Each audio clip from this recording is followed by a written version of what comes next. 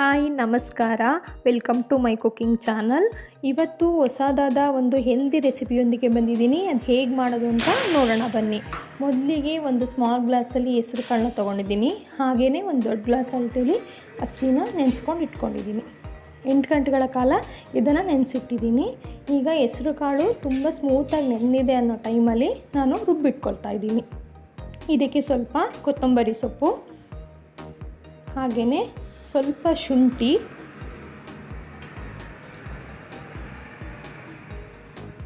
ಎರಡು ಹಸಿಮೆಣಸಿನ್ಕಾಯಿ, ಸ್ವಲ್ಪ ಜೀರಿಗೆ,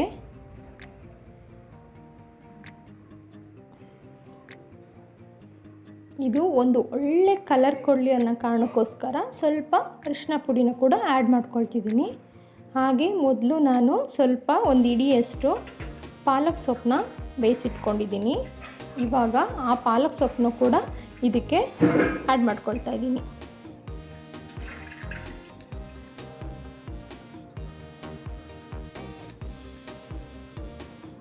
ಇವೆಲ್ಲ ಆದ ನಂತರ ಇದಕ್ಕೆ ಸ್ವಲ್ಪ ಕಲ್ಲುಪ್ಪನ್ನ ಕೂಡ ಸೇರಿಸ್ಕೊಂಡು ನೀಟಾಗಿ ಫೈನ್ ಆಗಿ ರುಬ್ಕೊಂಡು ಇಟ್ಕೊಂಡಿದ್ದೀನಿ.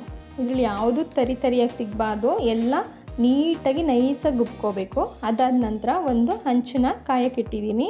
ನೀಟಾಗಿ ಮಿಕ್ಸ್ ಮಾಡ್ಕೊಂಡಾದ ನಂತರ ನೋಡಿ ದೋಸೆನ ಹಾಕ್ತಾಯಿದ್ದೀನಿ. ಎಷ್ಟು ನೀಟಾಗಿ ಬರ್ತಿದೆ ಅಲ್ವಾ? ಎಷ್ಟು ನೀಟಾಗಿದೆ, ಹಾಗೆ ಎಷ್ಟು ಕಲರ್ಫುಲ್ಲಾಗಿದೆ.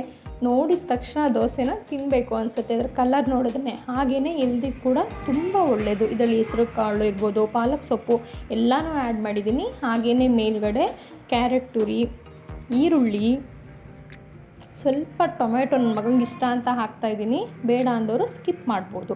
ಹಾಗೆಯೇ ನಾನು ಮೊದಲೇ ಇದರಲ್ಲಿ ಪನ್ನೀರನ್ನ ನೀಟಾಗಿ ಸ್ಮ್ಯಾಶ್ ಮಾಡಿಟ್ಕೊಂಡಿದ್ದೀನಿ.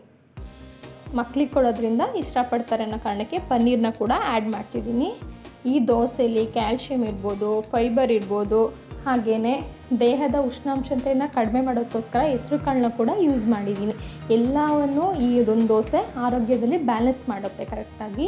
ಮಕ್ಳಿಗೆ ಕೊಡೋದ್ರಿಂದ, ದೊಡ್ಡವ್ರಿಗೆ ಕೊಡೋದ್ರಿಂದ ಎಲ್ಲ ಹೆಲ್ದಿ ಆಗಿರುತ್ತೆ ಈ ದೋಸೆ ತಿನ್ನೋದ್ರಿಂದ. ನಾವು ಯಾವಾಗಲೂ ಪ್ಲೈನ್ ದೋಸೆ ತಿಂತಾನೆ ಇರ್ತೀವಲ್ವ, ಅದ್ರ ಬದಲಿಗೆ ಈ ರೀತಿಯಾಗಿ ಹೆಲ್ದಿಯಾಗಿ ದೋಸೆನ ಮಾಡ್ಕೊಂಡು ತಿನ್ನೋದ್ರಿಂದ ಆರೋಗ್ಯವು ಕೂಡ ಚೆನ್ನಾಗಿರುತ್ತೆ, ಟೇಸ್ಟ್ ಕೂಡ ತುಂಬಾ ಚೆನ್ನಾಗಿರುತ್ತೆ, ಎಲ್ಲರೂ ಕೂಡ ಇಷ್ಟಪಡ್ತಾರೆ. ನೋಡಿ ಎಷ್ಟು ಚೆನ್ನಾಗಿ ಕಲರ್ಫುಲ್ಲಾಗಿ ಬಂದಿದೆ. ಹಾಗೆ ಮೇಲ್ಗಡೆ ನೋಡಿ ಎಷ್ಟು ಗರಿಯಾಗಿ ಕೂಡ ಇದೆ. ಇದನ್ನು ರುಬ್ಬಿದ ತಕ್ಷಣ ಹಾಕೋಬೋದು. ಇದಕ್ಕೊಂದು ಟ್ರಿಕ್ಸ್ ಇದೆ, ಚೆನ್ನಾಗಿ ಎದ್ದೇಳಬೇಕು ಅಂತಂದರೆ ಆದಮೇಲೆ ಅದರೊಳಗಡೆ ಒಂದೇ ಒಂದು ಈರುಳ್ಳಿ ಪೀಸ್ನ ಹಾಕಿಟ್ರೆ ಯಾವುದೇ ರೀತಿಯಾಗಿ ಹಂಚಿಗೆ ದೋಸೆ ಅಂಟ್ಕೊಳ್ಳಲ್ಲ, ನೀಟಾಗಿ ಎದ್ದೇಳುತ್ತೆ. ನೋಡಿ ಎರಡು ಕಡೆಯೂ ನೀಟಾಗಿ ಬೆಂದಾದಮೇಲೆ ಮಾಡಿ ತೋರಿಸ್ತಾ ಇದ್ದೀನಿ. ಎಷ್ಟು ಕ್ರಿಸಿಪಿಯಾಗಿದೆ ಅಲ್ವಾ ದೋಸೆ. ಇದನ್ನು ನಾನು ಮೊದಲೇ ಮಾಡಿಟ್ಕೊಂಡಿರುವಂಥ ಟೊಮೊಟೊ ಚಟ್ನಿಯೊಂದಿಗೆ ಸರ್ವ್ ಮಾಡ್ತಾಯಿದ್ದೀನಿ. ಮುಂದಿನ ವಿಡಿಯೋದಲ್ಲಿ ಟೊಮೊಟೊ ಚಟ್ನಿನೂ ಕೂಡ ಹೇಗೆ ಮಾಡೋದು ಅಂತ ಹೇಳ್ಕೊಡ್ತೀನಿ. ತುಂಬ ಟೇಸ್ಟಿಯಾಗಿರುತ್ತೆ ಟೊಮೊಟೊ ಚಟ್ನಿ. ಯಾವುದೇ ದೋಸೆ ಜೊತೆ, ಚಪಾತಿ ಜೊತೆ ಚೆನ್ನಾಗಿರುತ್ತೆ. ಹೀಗೆ ನನ್ನ ಹೆಚ್ಚಿನ ವಿಡಿಯೋಗಳಿಗೋಸ್ಕರ ನನ್ನ ಚಾನಲ್ನ ಸಬ್ಸ್ಕ್ರೈಬ್ ಮಾಡಿ, ಹಾಗೆ ಲೈಕ್ ಮಾಡಿ, ಶೇರ್ ಮಾಡಿ.